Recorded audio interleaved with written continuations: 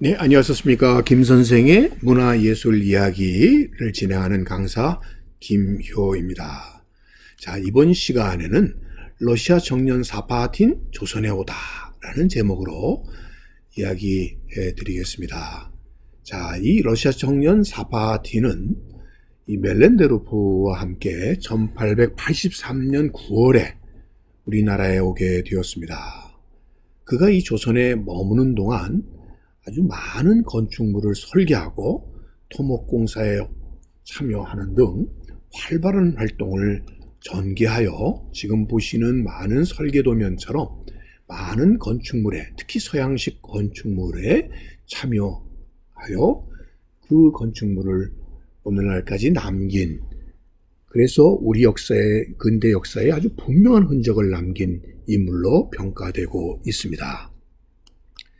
자, 이 사파틴은 처음에 도착했던 이 제물포에서 활동뿐만 아니라 한성까지 넘나들면서 특히 궁궐 건축에도 많은 참여를 하게 되었으니 이의 활동 중에서도 특히 주목받을 만한 것은 왕실의 신임을 받았기 때문에 가능한 이유였을 텐데 1895년 을미사변이 났을 때 바로 이 건총군의 수비를 맡는 당직 중에 바로 그 역사의 현장을 직접 목격했던 미국인 교관 다이와 함께 외국인으로서 그 현장을 목격했던 두 인물 중에 한 사람이 바로 이 사파틴이기도 했었죠.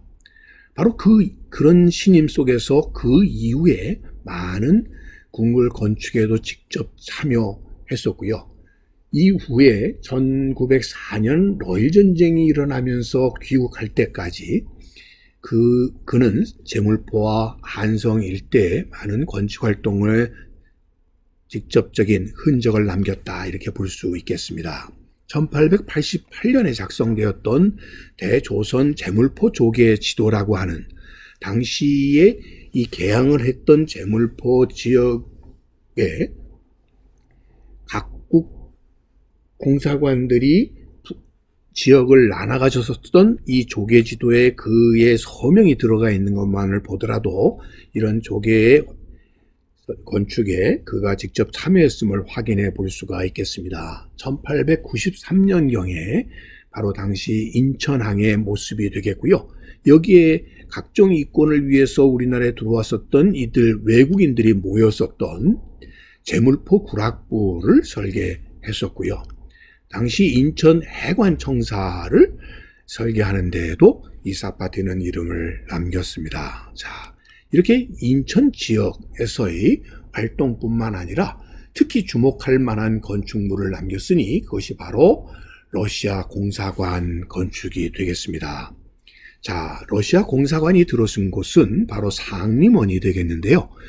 현재 이 상림원의 이 숲풀 부분들이 바로 상림원이 되겠습니다. 이 곳은 왕실 전용의 소위 공원으로서 이렇게 지정이 되어 일반인들의 이 들어오는 것을 엄격하게 출입을 금하고 있었던 공간이 되겠습니다. 왜냐하면 이 상림원 지역에 오르게 되면 저 멀리 경복궁, 덕수궁의 경내가 다 들여다볼 뿐만 아니라 이 너머의 경희궁도 들여다볼 수 있는 언덕에 해당되기 때문에 이곳에 일반인들이 출입이 금지되었던 이 상림원 공간이 러시아 공사관 현장으로 결국 쓰여지게 되는 것이죠. 그래서 설계가 이루어지게 되었고 그 설계 이후에 이런 형태의 러시아 공사관이 추진이 되다가 최종 단계에서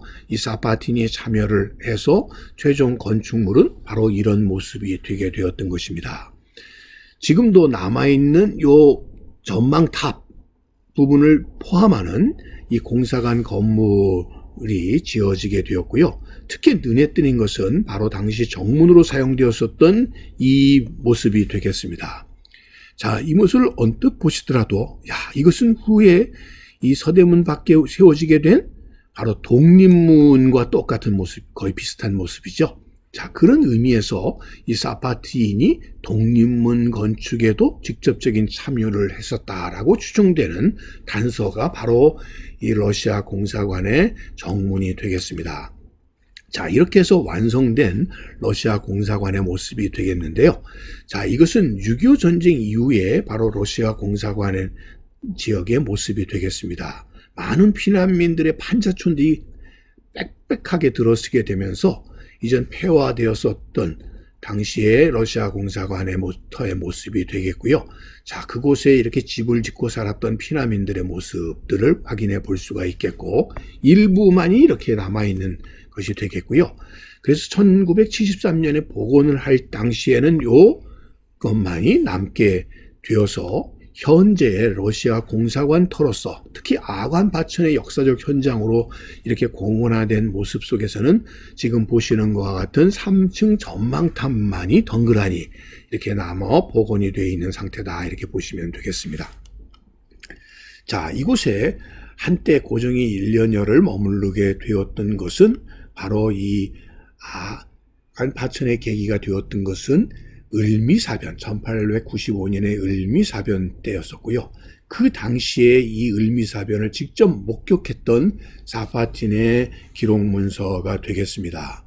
당시 야간 당직을 쓰고 있었던 이 사파틴은 이 당시의 모습들을 생생하게 이렇게 기록으로 남기고 있으니 그 역사의 현장이 되었었던 것이 건천궁 안에 바로 이 오코루가 이 명상후 민씨가 시해된 현장이 되겠습니다. 바로 그 역사의 현장의 뒷부분에 있는 이 서양식 건축물이 바로 관문각으로서 이 관문각을 설계한 것도 사파틴으로 이렇게 알려져 있습니다. 자, 뿐만 아니라 지금 미국 해병대원에 의해서 수비되고 있는 곳의 뒷부분이 서 있는 건물이 바로 중명전이 되겠습니다. 중명전은 왕실 도서관 건물로 축조되었었던 것인데 그 전해인 1904년에 덕수궁이 대화재가 일어나면서 고종의 임시 거처로서 중명전이 사용이 되게 되었고요. 결국 이 1905년 을사늑약의 역사적 현장이 될 수 있게 된 것도 바로 이 중명전 건물이니 이 중명전을 설계한 사람도 바로 사파틴이 되겠고요. 지금 덕수궁의 석조전 뒤편에 그 터만 남아있는 이 건물이 바로 이 돈독전이 되겠는데요.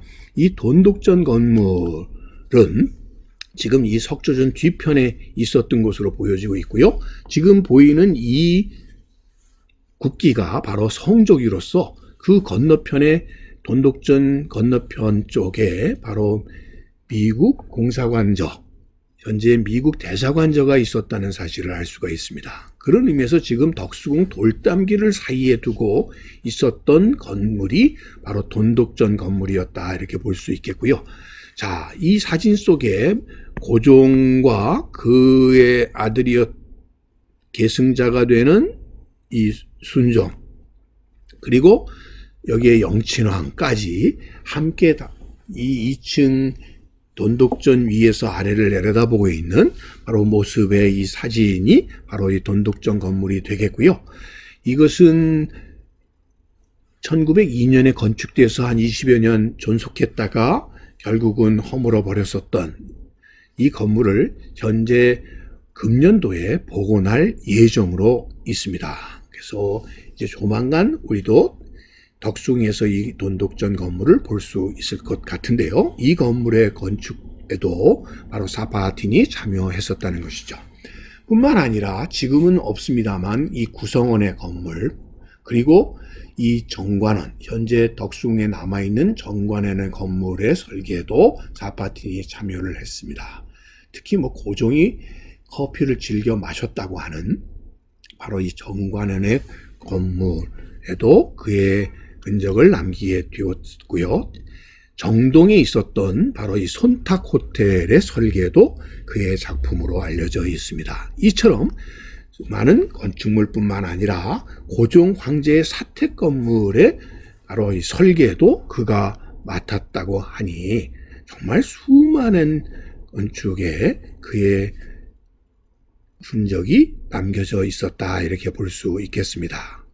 이처럼 러시아 청년이었던 아파나시 이바노비치 셀레딘 사파틴의 역사적 흔적에 대해서 이제까지 꽃밭을 가꾸는 김 선생이 말씀드렸습니다.